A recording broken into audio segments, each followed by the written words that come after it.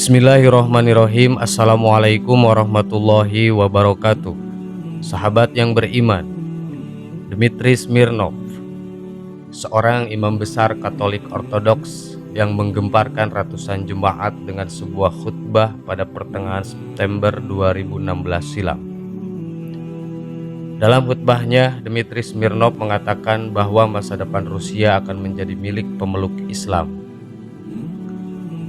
Saksikanlah jutaan umat manusia yang beribadah dengan sangat teratur dalam satu waktu dan tempat. Mereka menempati syaf mereka masing-masing dan hal itu tidak perlu diajarkan.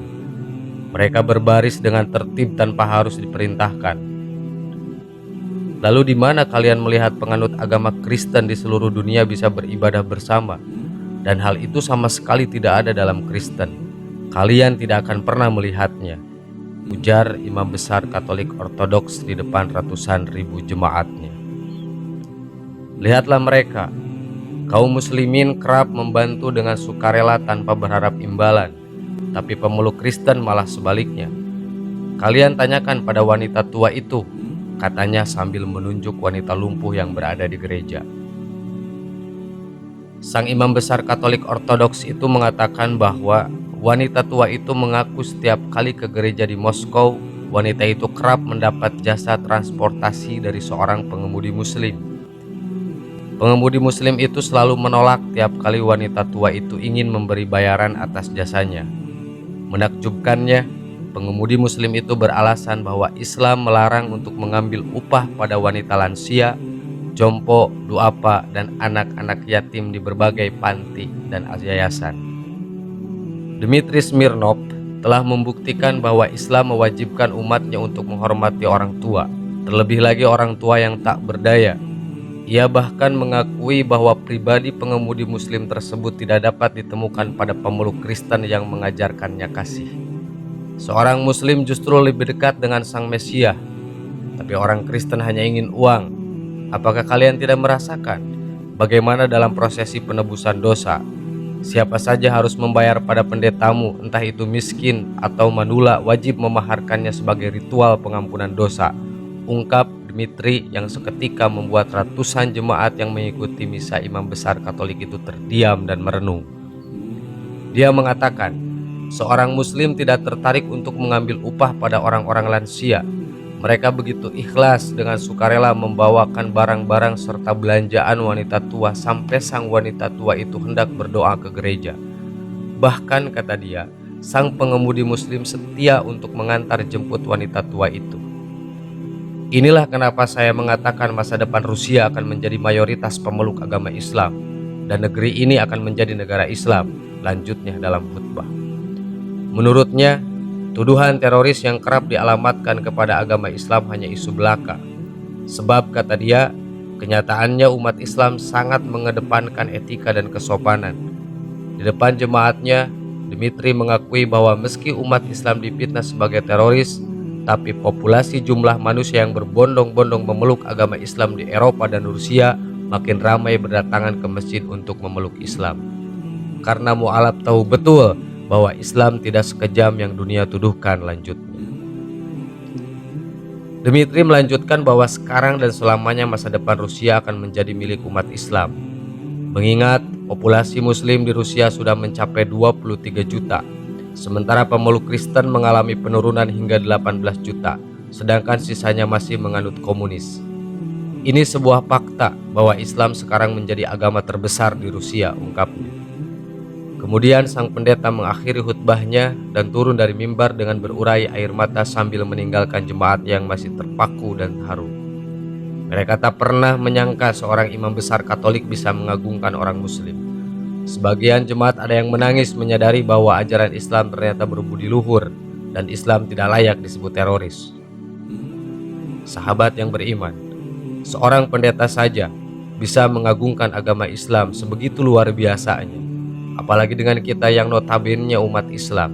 Sudah seharusnya dan sepantasnya kita menjunjung dan mengagungkan agama Islam. Allahu a'lam.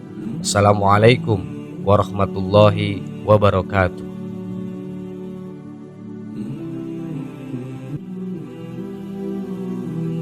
Bismillahirrahmanirrahim. Assalamualaikum warahmatullahi wabarakatuh. Sahabat yang beriman, kematian merupakan sebuah kepastian yang pasti akan terjadi pada setiap makhluk ciptaan Allah Subhanahu wa Ta'ala. Sehingga ketika ajal menjemput kita tidak bisa berlari, menghindar atau bahkan bersembunyi. Sekalipun kita belum siap menghadapi ilahi, masih bergelimang dosa dan belum sempat bertaubat, namun ketika telah tiba masanya ajal akan tetap menjemput tidak peduli apapun. Inilah yang dialami oleh lelaki ini, di mana kematian menjemputnya saat ia dalam kondisi yang tidak siap.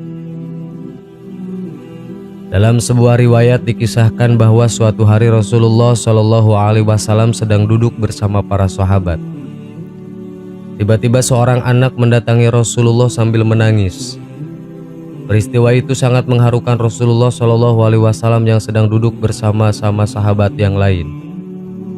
"Mengapa engkau menangis, wahai anakku?" tanya Rasulullah. "Ayahku telah meninggal, tetapi tiada seorang pun yang datang melayat. Aku tidak mempunyai kain kafan. Siapa yang akan memakamkan ayahku dan siapa pula yang akan memandikannya?" tanya anak itu. Segeralah Rasulullah memerintahkan Abu Bakar dan Umar untuk menjenguk jenazah itu. Betapa terperanjatnya Abu Bakar dan Umar. Mayat itu berubah menjadi seekor babi hutan. Kedua sahabat itu lalu segera kembali melapor kepada Rasulullah Shallallahu Alaihi Wasallam. Maka datanglah sendiri Rasulullah Shallallahu Alaihi Wasallam ke rumah anak itu. Didoakan kepada Allah sehingga babi hutan itu kembali berubah menjadi jenazah manusia. Kemudian Nabi menyembahyangkannya dan meminta sahabat untuk memakamkannya. Betapa herannya para sahabat ketika jenazah itu akan dimakamkan berubah kembali menjadi babi hutan. Melihat kejadian itu, Rasulullah menanyakan kepada anak itu, "Wahai anak muda, apa yang telah dilakukan oleh ayahmu sewaktu dia di dunia dulu?" Maka berkatalah pemuda itu, "Sebenarnya semasa hidupnya ayahku ini tidak mau mengerjakan sholat." Kemudian Rasulullah bersabda kepada para sahabat, "Wahai para sahabatku, lihatlah keadaan orang yang meninggalkan sholat. Kelak di hari kiamat ia akan dibangkitkan oleh Allah seperti babi hutan yang hitam." Kemudian dalam riwayat lainnya diceritakan pada masa kepemimpinan Abu Bakar As-Siddiq radhiyallahu an bahwa terdapat seorang lelaki yang meninggal dunia. Ketika mereka akan mensolatkan jenazah itu, tiba-tiba kain kafannya bergerak, sehingga mereka pun membuka kain kafan itu. Dan terkejutlah semua yang hadir karena melihat ada seekor ular yang sedang membelit leher mayat tersebut serta memakan daging dan menghisap darahnya. Semua orang yang hadir pun berusaha untuk membunuh ular tersebut. Akan tetapi tiba-tiba ular itu berbicara seperti manusia. Ular tersebut berkata, "La ilaha illallah Muhammadur Rasulullah. Mengapa kamu sekalian hendak membunuhku? Aku tidak berdosa dan aku tidak bersalah. Allah Subhanahu wa Ta'ala yang memerintahkan kepadaku supaya menyiksa jenazah ini hingga sampai hari kiamat nanti." Lantas para sahabat pun bertanya, "Apa kesalahan yang telah dilakukan oleh jenazah ini?"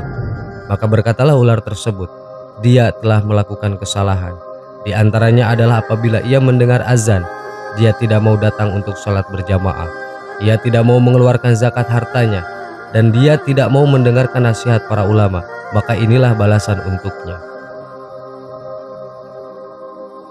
Sahabat yang beriman, kedua kisah ini hanyalah sedikit dari kisah tentang balasan dari Allah terhadap orang-orang yang sengaja meninggalkan sholatnya tanpa alasan yang dibenarkan.